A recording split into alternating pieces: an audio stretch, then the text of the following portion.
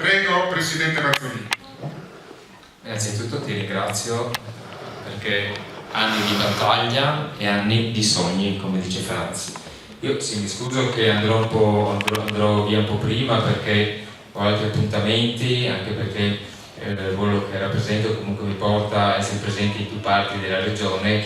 perché essere presenti vuol dire conoscere il territorio, parlare con le persone e a volte riuscire anche a risolvere dei problemi. Oggi qua non siamo a risolvere dei problemi, ma a dire grazie a Franz per aver dato un segnale importante, e io dico sempre la cultura, la musica, gli eventi, dando la possibilità al nostro territorio di essere conosciuto, prima di tutto dai conterranei di Friuli Venezia Giulia che tante volte non conoscono il nostro territorio. Non pochi giorni fa ero a Moggio con Carnia Armonie ed è un'occasione anche quella per far conoscere le persone, chiese, cattedrali, piazze che tanti non conoscono, ma soprattutto far conoscere la regione del Friuli Venezia Giulia al di fuori dei confini della nostra regione. E credo che quello che sta facendo l'editore Franz con la sua casa editrice appunto Audax, dico giusto, è un ruolo fondamentale e importante per farci conoscere e avere il coraggio, forse il coraggio è un termine troppo forte, secondo me avere la tenacia e la voglia di far sì che un sogno diventi realtà a casa propria ha un maggiore sapore e più forte.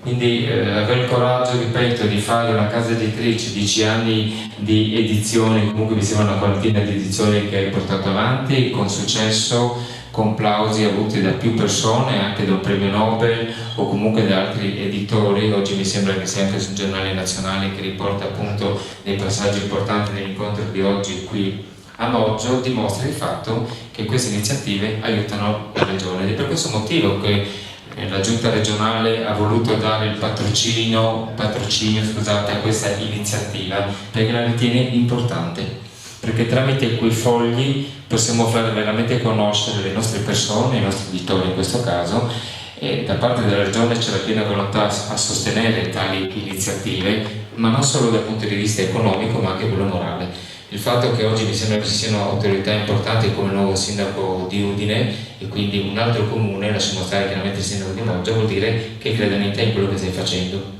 in quello che tu rappresenti, perché nel tempo rappresenterai il Friuli Venezia Giulia in Italia e spero fuori anche dai confini chiaramente nazionali. Faccio un esempio: Morassi che fa i violini, che faceva i violini, che purtroppo è morto, però quel violino è diventato famoso e ha fatto diventare famosa la Valcanale da Canaleferro per quel tipo di abeti di risonanza che sono necessari per costruire quel tipo di violino. E perché non una carta speciale, a parte la cartiera che c'è chiaramente a Moggio, diventa una carta speciale di Moggio e del Friuli Venezia Giulia e una casa editrice che diventi nel tempo, che sta già dimostrando importante e famosa. Io concludo perché non voglio dilungarmi e non voglio portare via tempo agli editori presenti che magari hanno qualche parentesi più importante, più legata magari alla cultura. Dal punto di vista della politica e di quello che io rappresento, pieno sostegno